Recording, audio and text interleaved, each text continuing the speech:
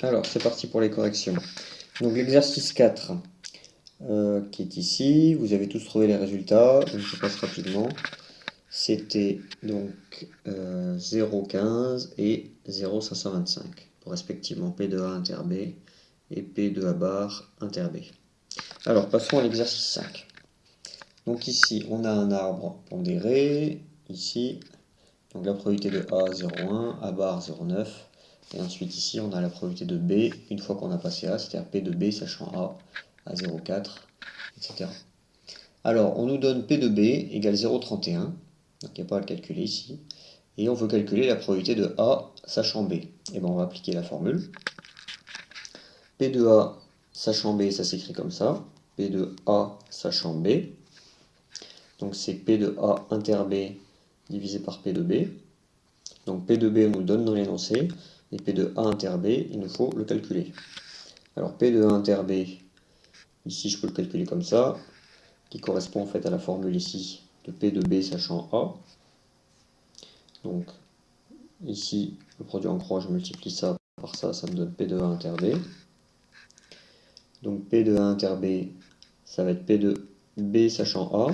Alors P de B sachant A, c'est bien ce que j'ai ici, hein. Ça c'est les probabilités de B une fois que j'ai passé A, donc c'est 0,4, multiplié par la probabilité de A, qui est à 0,1. Donc ça me donne 0,04.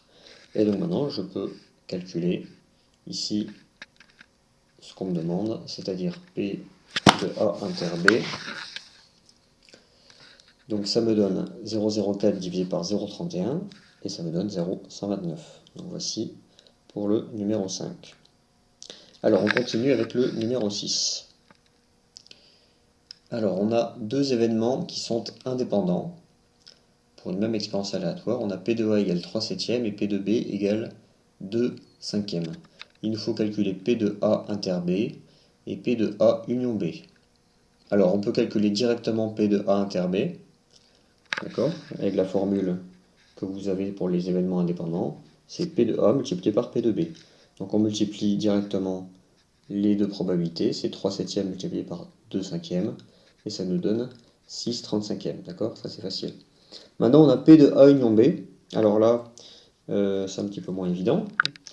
Donc j'ai représenté ici les ensembles, ce qui est quelque chose que je vous recommande de faire pour à la fois retenir la formule et savoir où vous en êtes quand vous traitez des événements indépendants. Donc ici on a la probabilité de A, qui représente ici cet ensemble, la probabilité de B, et l'intersection ici c'est un événement qui est à la fois où A s'est produit ou B s'est produit. C'est ici l'intersection A inter B. Alors comment est-ce que je vais calculer A union B? Donc A union B, c'est la réunion de tout ce qui a à la fois A et B. D'accord? C'est-à-dire qu'on veut la probabilité pour qu'il y ait soit A qui soit produit, soit B. Ça peut être les deux à la fois aussi éventuellement. Donc comment est-ce que je vais calculer ça? Eh bien ça va être la somme de P de A plus P de B. Alors le problème quand je calcule la somme, c'est que je vais avoir ici tout A et je vais avoir tout B. Et donc je vais avoir deux fois l'intersection.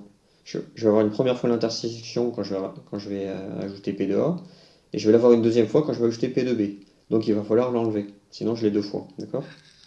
Donc ici la formule qu'on retrouve donc facilement, P de A union B c'est P de A plus P de B moins l'intersection, puisqu'elle est déjà contenue dans A et dans B à chaque fois.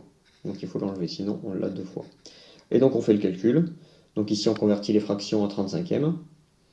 Donc on a donc 3 septièmes plus 2 cinquièmes, ce qui nous fait 15 35e plus 14 35e, moins 6 35e, ça nous donne 23 35e. Et voilà donc pour l'exercice 6.